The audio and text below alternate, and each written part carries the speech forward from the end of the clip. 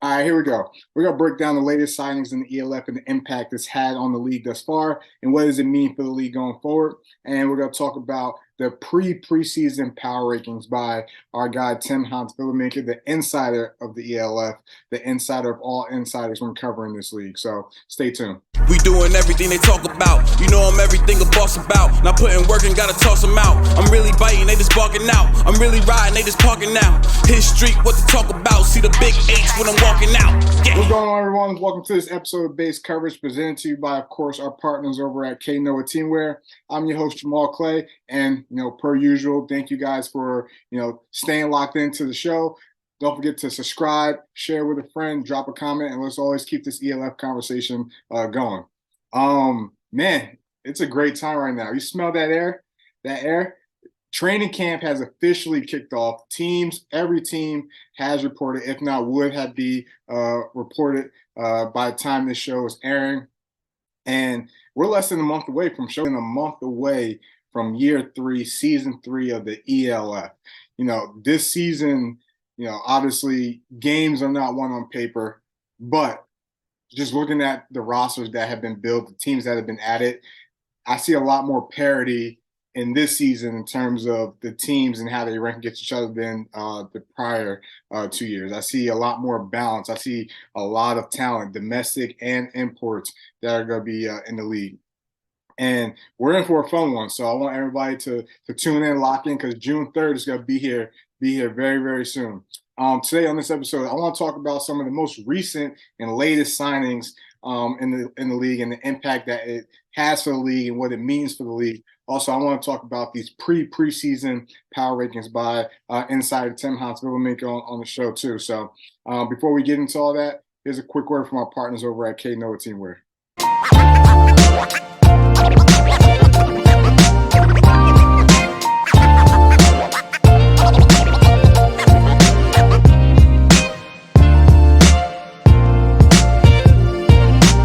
Welcome back, everyone. Again, I'm going to break down some of the latest signings that we're about to dive into now. I have my notes here because there's a lot to get into. And, some of these signings definitely mean something for the league and definitely has an impact on the league. And it's interesting, these late signings, they all have, something in common. All right. And we'll dive into that a little bit. But, a couple things that I want to discuss. The season hasn't even kicked off yet. And we already have 2 teams with 2 new quarterbacks. All right. We got the Anthroners who parted ways with Gabriel Cunningham, bringing in Jared Evans, former Virginia Tech quarterback, had a brief stint in arena football and with the Green Bay Packers. And then we got the Centurions, who I believe Daniel Smith, who was the original quarterback out of Villanova, is retiring. They got new management. And now they're bringing in Dylan Jacobs, formerly played in France this past season, played at the University of Colorado before Coach Prime, I believe. Again, season hasn't even started. We already have 2 teams with 2 new quarterbacks joining the mix. Another thing I want to talk about, the Raiders bringing back homegrown superstar. All right, Sandro Platzgummer. Sandro was in the IPP program on the practice squad with the New York Giants for some time. Again, gained knowledge from guys like, Daniel Jones, Saquon Barkley, being around Sterling Shepard. He already went to the league as a pretty good player with a lot of talent, a lot of potential, and he's leaving, coming back home, coming to play with his brother, coming to play for the organization he grew up with in the Raiders of Tyrol. So that's a great sign, and I'm excited to see him back in the league. I always wondered if he would eventually get back here, but now he's here, and he's here with more experience and more knowledge than when he left. So that's going to be a good thing to keep an eye on. Next, we have Paris signing Giovanni Nanungai. I believe I said his name right. Giovanni played for Hamburg the past 2 years. Again, we already know about the Sea Devils in the ELF Championship 2 years in a row. He has experience. He is a great outside linebacker, someone that's great off the edge too, someone that's going to help that Paris defense and provide a lot of pressure off the edge. Most recently, the Surge. Similar to what the Raiders have done, they're bringing back a homegrown kid and Moritz Boringer. Moritz went through the IPP program, drafted by the Minnesota Vikings, had a brief stint with the Cincinnati Bengals, came back, Scrapers Hall, played a little bit under Jordan Newman. And when he left, he was known as someone who could take the top off the defense, a burner, somebody who could really stretch the field. So we'll see if he still has that in him for the surge in that Jordan Newman offense. And then lastly, we're going back to the Raiders. First of all, let me say this. It was reported on his Instagram, Jalen Embry has signed with a CFL team. So he will be leaving the Raiders. And it's funny because, even when he was just on the Raiders, they only had one American import. It was him. They signed Divine Buckram, who just finished playing, or Buckaram, who just finished playing in the XFL.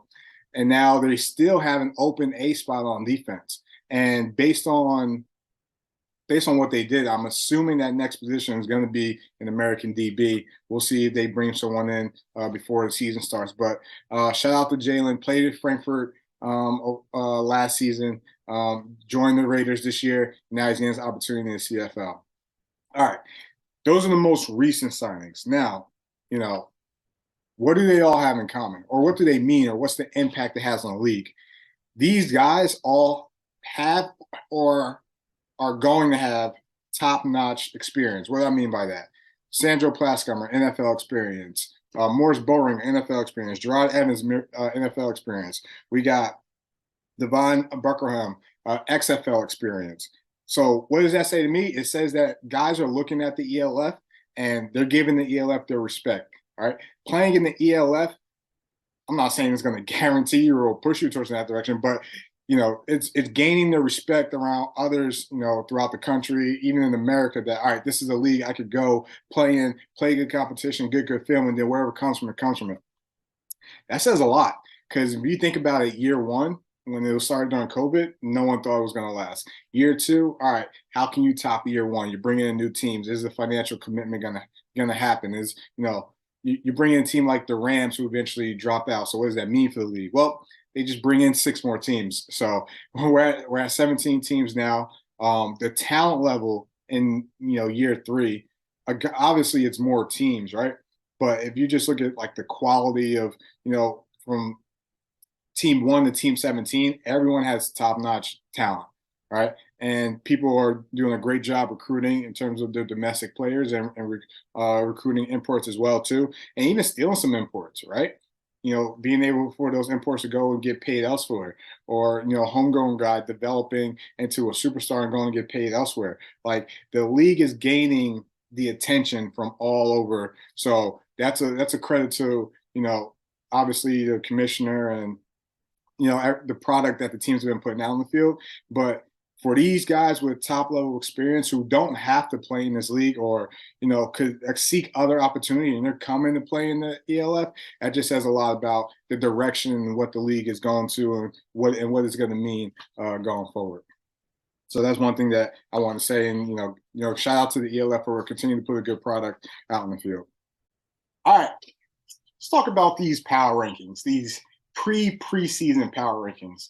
Listen, these are never easy to do, but they always, stir up great conversation. And I want to dive into Tim Hanswillemenke's his preseason power rankings. He is the insider of all insiders. He is the Ian Rappaport, the Adam Schefter to the ELF, and it's some guy who I plan to get on the show at some time during the season. So stay tuned.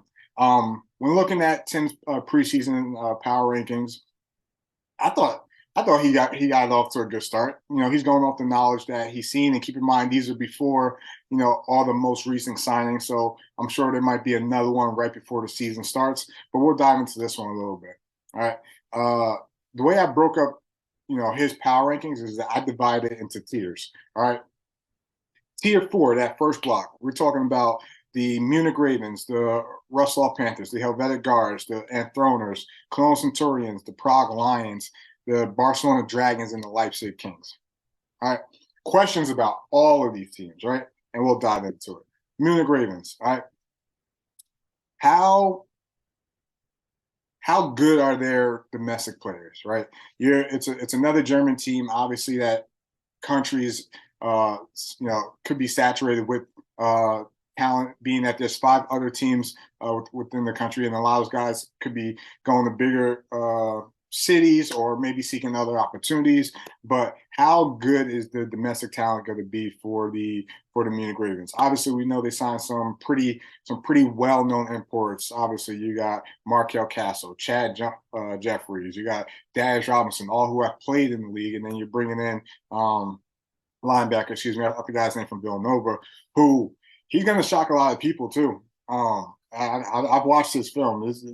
He's a dude. So my biggest question for the Ravens is, I don't know much about them. I'm not gonna admit that, but how good are their domestic players are going to be? One of the some of the other imports that they brought in, at least on defense, that I like is defensive line Siegel, who played for the Vienna Vikings last year. You got Fabrizio Umantelli, who played for the Ryan Fire last year. So you got some guys who have played in, for some big teams. Are they going to be able to translate and help and develop that knowledge for the other guys that they got? We'll see. But that's my biggest question for the Ravens. Panthers, man, probably last season was probably the biggest disappointment season by any team in the ELF. This is a team that had championship aspirations, or a team that was considered to be a championship caliber team. And man, they did not deliver. Of course, they got hit with the injury bug a little bit, and the O-line suffered. But they didn't really get a lot of good play from their homegrown guys, and Malik Stanley did stand out. Quarterbacks, they went through about 2 or 3 of them guys. So we'll see. And then the quarterback that they did sign, Nick Ringo, a lot of guys are curious, at least in ELF media, is this guy, in terms of compared to other quarterbacks in the league, is this guy going to be able to keep up? We'll see. We'll see if the lefty has some magic in him. But are the Panthers more of the year 1 Panthers heading into year 3, or are they more of the year 2 Panthers? If so, we're going to see. But they got a whole new coaching staff, so we'll see, how they fare week 1. Hal Valley guards, all right? A very, very young team. And one of my biggest questions about the guards heading into the season was, what are you going to do about the offensive line, right? Offensive and defensive line. And can you recruit the talent to, keep up with, a lot of the big teams in the league and compete, so to say.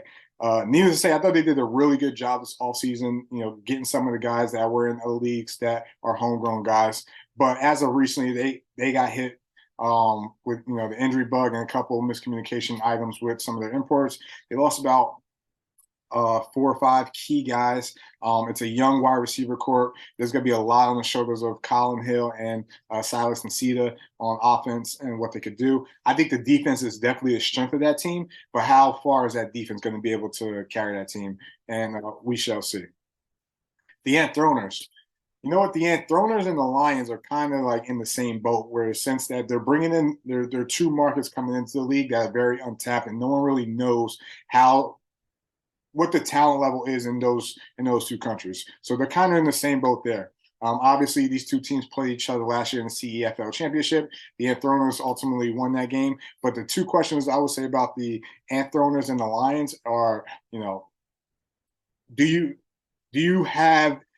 you able to recruit, the right amount of imports to join the team and help those teams compete? Because right now they're a big unknown in the ELF. A lot of people are, I don't want to say sleeping on them, but I think these 2 teams, even with their slotted on the power rankings, I think these 2 teams are better than what people think, and they'll be able to prove that heading into the first couple weeks of the season. And again, I talked about this before. That's a rivalry too, so we'll see how that pans out. But I think these 2 teams, in terms of what they've done and bringing in, the guys that fit, their scheme and the team, I think they did a good job recruiting this offseason. So we'll just see how it pans out. I know they definitely got some dudes that are hungry, and that's all now, and that's always good. So we'll definitely see how they pan out.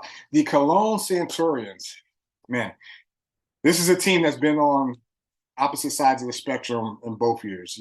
Year 1 playoff team, high scoring offense through the run game. Year 2 non-playoff team, high scoring offense, but the one thing that made me see is their defense wasn't able to keep up. Now they bring in a new regime, so to say, but then there's management issues and management turnover just over a couple of weeks, and you lose your quarterback who you signed on just a couple of weeks ago. So now it's new coach, new quarterback. I like the guys that they brought in to help rebuild that that team in terms of the imports, but we don't know which Centurions team we're going to get, but we do know it is going to be a team that is completely different from what we've seen in the first 2 years and has had a complete makeover. But is that enough?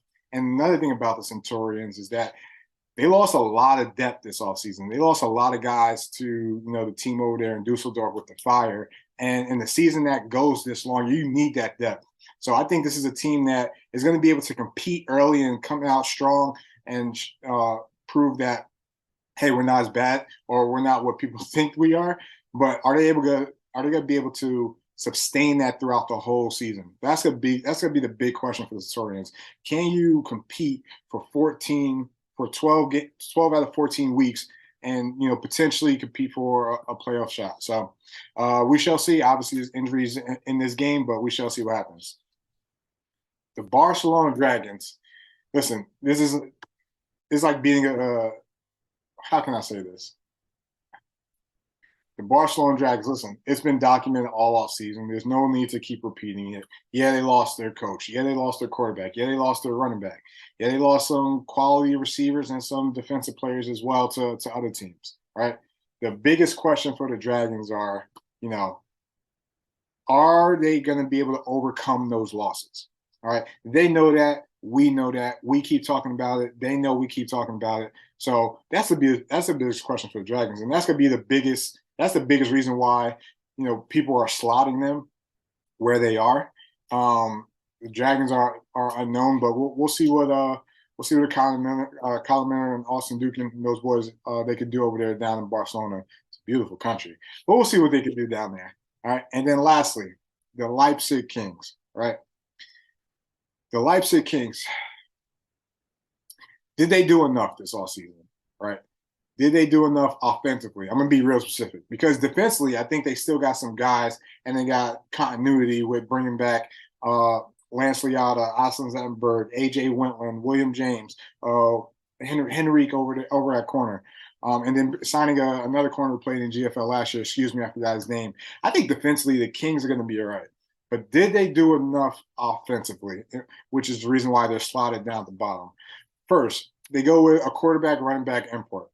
Not the end of the world, but we all see where the trends in the league are going. So by them doing that, I think they're trying to send a message like, hey, offensively, we're going to control the game. We're going to control the clock. We're going to make you play our game, right? That's the only reason why you got to go running back, quarterback, right? Second, on the offensive line, did you do enough to protect your quarterback? Obviously, you went and got more of a mobile quarterback, which is going to help him protect himself. And obviously, they see what Gabriel Cunningham was able to do towards the end of the season last year, and they're hoping that Keontae Allen could do the same. But did they do enough not only to protect them, but also you want to get your running back going in the run game? And then wide receiver, who's the guy? All right, because I'll tell you what, you're going to play when you play these teams that got 2 A's at defensive back, it's over. And, there are a lot of teams they're going to play man. They're not going to respect who the receiver is on the other side, and those guys are going to have to earn those respect throughout the league. So my biggest question for the Kings is, did they do enough? And I think that's everyone's question, for the Kings. But we shall see. In Tier 3, we got Surge, Raider, Seaman. What do I think about Tier 3? Well, looking at 3 teams, it's obvious that this tier is who's going to win the Central, right? Jordan Newman. When we first heard about Jordan Newman, one thing I heard, great recruiter. And he proved that this offseason, being able to find some guys like a Gordon Zek or bring back a Lewis Geyer or a Yannick Mara. He brought back a lot of guys that played with him in the past, whether they played with him last year or years before. And there's a lot of guys that know their system. So the transition or the turnover phase is going to be a lot quicker than what it'd be for most. All right, the Raiders. I think the Raiders have had one of the best off seasons out of all the teams in the ELF.